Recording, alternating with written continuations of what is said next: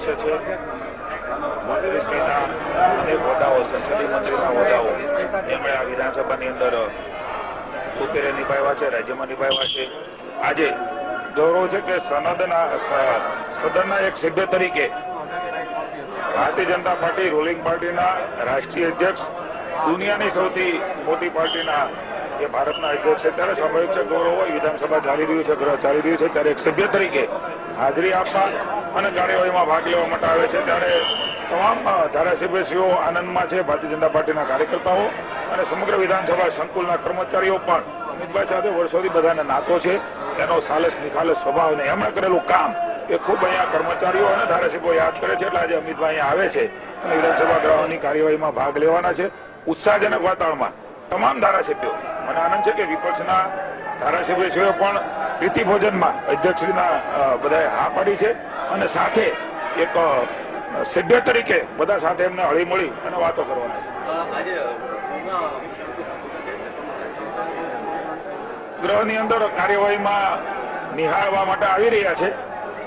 સંસદીય મંત્રી સાહેબ બારામાં આપણે વાત કરી છે, પણ અમને આનંદ છે કે આજે એક સભ્ય તરીકે ગૌરવવંતું પદ એમની પાસે છે. દેશમાં સૌથી વધારે રાજ્યો ભારતીય જનતા પાર્ટીનું શાસન કરે છે. નરેન્દ્રભાઈ મોદીનું વડપણની અમારી કેન્દ્રની સરકાર, એમની લોકપ્રિયતા, સર્વાધિક લોકપ્રિયતા અને એના વડા આવે છે ત્યારે બધા ખૂબ આનંદમાં છીએ, ધારાસભ્યો આનંદમાં છે.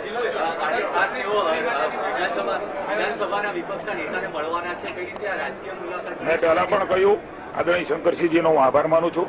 અમારા મંત્રીશ્રી, સંસદીય મંત્રીશ્રી ભાઈ જાડેજા પ્રદીપસિંહજી એમને ગઈકાલે મળવા ગયેલા, સૌજન્ય મુલાકાત હતી. એમણે કહ્યું કે આ સદનના નેતા પહેલી વાર એવું બને છે કે રાષ્ટ્રીય પ્રમુખ અને સદનના સભ્ય પણ હોય ત્યારે સદનના નેતાની લાગણી હતી કે આપણે બધા સાથે મળી અને ભોજન કરી. અને શંકરસિંહજી કંઈક વાંધો નથી, કારણ કે આ સદનના સભ્ય છે અને આગેવાન દેશના બિના છે, ત્યારે સાથે જમીશું. એટલે હું શંકરસિંહજીનો પણ આભાર માનું છું, વિપક્ષના તમામ સભ્યોનો પણ આભાર માનું છું.